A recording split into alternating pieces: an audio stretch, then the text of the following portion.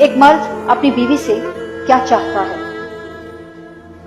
जब वो दुनिया भर से लड़कर अपने घर में आए ना, तो घर मैदाने जंग न लगे, घर में सुकून हो, घर में अंडरस्टैंडिंग हो।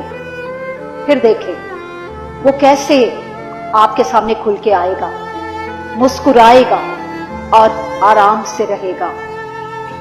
मर्द की फितरत में शामिल है उसे इज्जत चाहिए, उसे इज्जत दे, उसे उसके फैसलों को अहमियत दे, उसे लीडर समझें।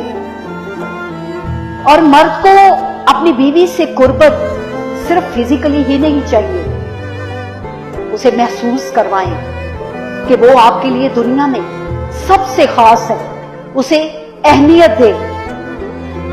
और फिर आप देखें कि वो आपको वक्त भी दिल से देगा, आपकी इज्जत भी दिल से करेगा और आपसे प्यार भी दिल से करेगा।